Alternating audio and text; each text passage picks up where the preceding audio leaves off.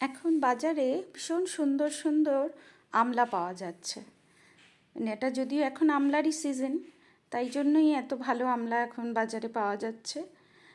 বেশ গায়ে দাগ নেই সেরকম, এরকম ভালো আমলা এনে ভালো করে ধুয়ে পরিষ্কার করে এটাকে আমি স্টিম হতে দিচ্ছি।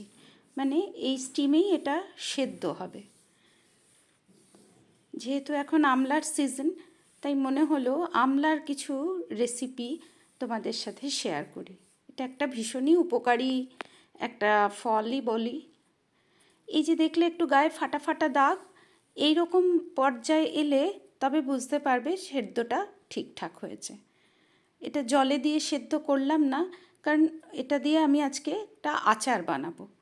তাই এইভাবে স্টিমেই করে নিলে সবচেয়ে ভালো, কেন তাহলে আমলার মধ্যে অত জল থাকবে না, তাতে ওটার সেলফ লাইফটা বাড়বে আর একটু অনেক দিন আর কি আচারটাকে ভালোভাবে রেখে উইদাউট এনি প্রিজারভেটিভ কিছু ব্যবহার না করেও আমি সুন্দরভাবে যদি আচারটাকে রাখতে চাই, তার জন্য এইভাবে সেদ্ধ করে নেওয়া।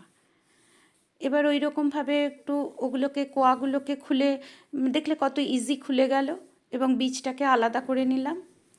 এবার এটা কড়াইতে একটু সর্ষের তেল গরম করে নিয়ে এই যে গোটা কিছু মশলা এর মধ্যে অ্যাড করলাম। দিয়েছি আমি এর মধ্যে মৌরি, এবার দিয়েছি সাদা জিরে, আর দিয়েছি জোয়ান, একটু কালো জিরে আর মেথি।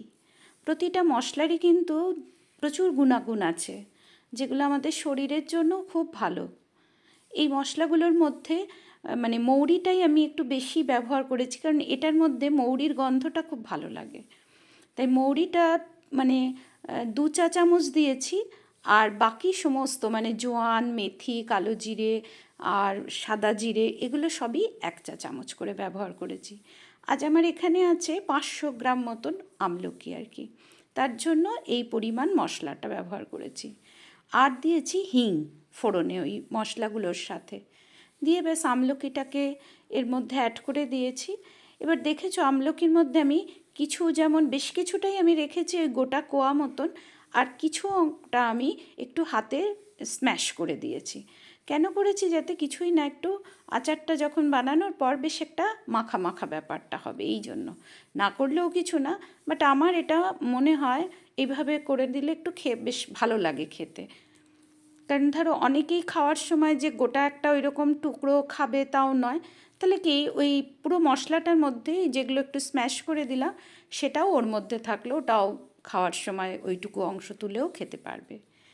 এবার ওর মধ্যে একটুখানি হলুদ গুঁড়ো, একটু লাল লঙ্কার গুঁড়ো, অল্প যাতে একটু ঝাল হয় সেই মতো দিয়েছি, আর দিলাম বিট নুন, এমনি সাধারণ যে নুন খাই সেই নুন, আর একটুখানি গুঁড়ো দিয়েছে একটা, ওটা হচ্ছে মৌরি। মৌরিকে একটু হামালদিস্তায় ওই 1 চা চামচ মতোই একটু হাফ ক্রাশ করে ব্যবহার করেছি। এইটার মধ্যে মৌরির গন্ধটা বেশি হলে বেশ দেখেছি খেতে ভালো লাগে। তারপরে একটু মিষ্টির জন্য গুড় দিয়েছি। এই আচারটা হচ্ছে টক মিষ্টি, কারণ আমার বাড়িতে টক আচার খুব একটা যে খায় পছন্দ করে তা নয়, সেই জন্য এইরকমভাবে করলে দেখেছি তবু বাড়িতে সবাই খুব খায় আর কি। মানে এত ভালোই খায় এটা, যে প্লেন যদি আমি পরোটা করি, পরোটার মধ্যে নিয়েও একটু আচার দিয়ে দেখেছি খেয়ে নেয় এরা। টিফিনেও যখন দিতে হয়, যখন টিফিন এদের দিই লাঞ্চ বক্সে, তখনও আমি একটু যদি তরকারি বা ভাজা কিছু দিই, তার সঙ্গে একটু এই আচারটা দিলে তবু খেয়ে নেয়। এবার ওই তেল আর মশলার মধ্যে আমলকিটাকে একটু ভালো করে একটু 2 মিনিট ধরে একটু নাড়বো। তাতে কী হবে, যতটা একটু ওর মধ্যে নেড়ে নেব, আচারটা বেশ ভালো থাকবে অনেক দিন। তারপরে গুড় দিয়েছি, কোনো জল ব্যবহার করিনি, গুড়টাই গলে যেরকম একটু বেশ দেখলে জুসি জুসি ব্যাপারটা হয়েছে, ব্যাস। তারপরে 8-2 মিনিট মতো গুড় দেওয়ার পর নেড়ে চেড়ে গ্যাসের ফ্লেম অফ করে দিয়েছি, এবং যথারীতি আচার একদম ঠান্ডা করে তারপরে একটা শুকনো কাচের জারে ভরে রাখছি। এটা কিন্তু দেখো আমলকি তো সবাই খেতে চায় না, ওর এই কষ্টা টক ভাবের জন্য, বাট এইভাবে বানালে সবাই খায়।